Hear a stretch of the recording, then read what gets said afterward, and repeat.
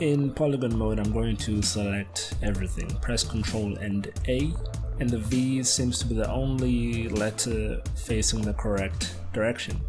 If I were to try and do an operation on this, such as extrude, the V would move in a different direction to the rest.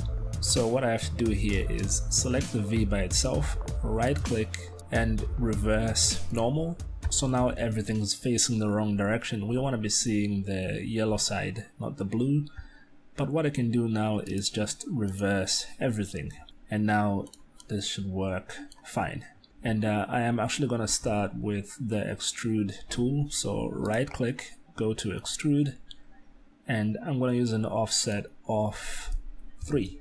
Then I'm going to get the Extrude Inner tool, and this is going to be set to 2.5. And each time I do an operation, I can just check to see that my geometry is fine everywhere. And there's a problem on the R. It seems that when I brought in that selection, some points started to cross over, and that's indicated by these black areas. So this isn't a big problem. Let's just redo our Extrude Inner. And in point mode, I can just get one of these points and move it back up so it stops crossing over. And let's move it in a little bit, and we can readjust where this other point is. And that's okay. Let's zoom back out. In polygon mode again, I still have the middle of the letters selected, so let's continue to work on that. I'm going to right click here and let's go to Bevel. The offset is going to be just 1 and the extrusion is going to be 6. And that is basically the middle section of the letters, which you can see sticking out on the text here.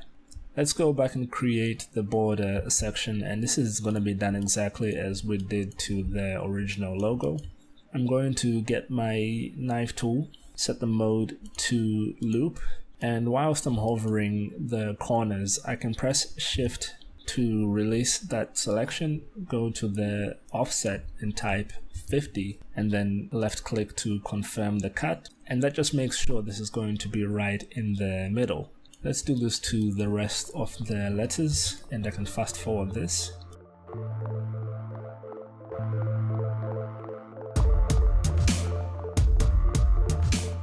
And that's the last letter.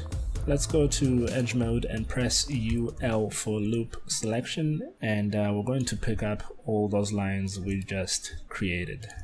And it seems I missed the O for some reason, so let's select this too and make a cut. We can then select this and keep moving. And with all the lines selected, I want to go to the Z position and set this to -6. And that's how we create the sharp edge around the middle section. The next step is to bevel all the corners, so we can keep the current selection and add to it.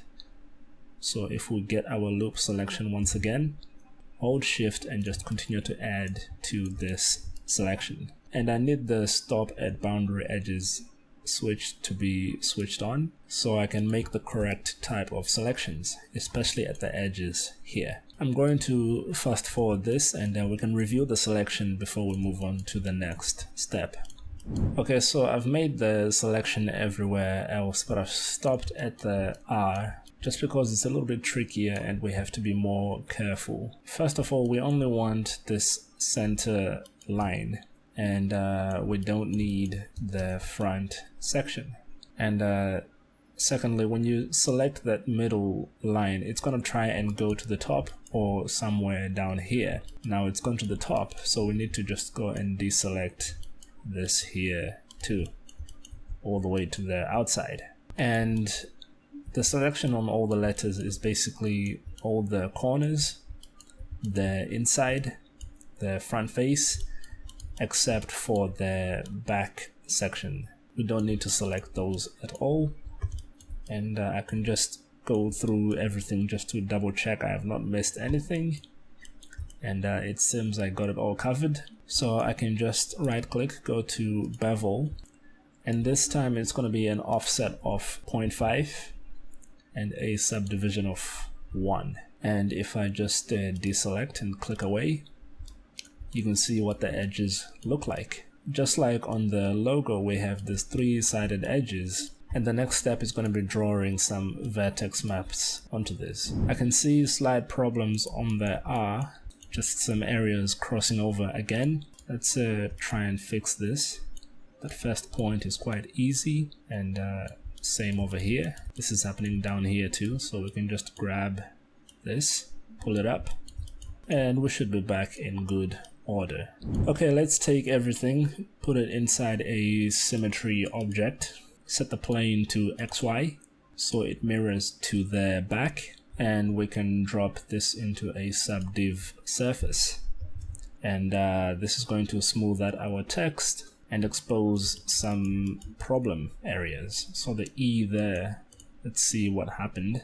It seems there was no cut going across to the other side down here. So we can just try and put one in manually. Let's take this corner, attach it to this one down here, and the center line, try and continue this through to the other center line, and then do the same here. And that should fix it. And there we go.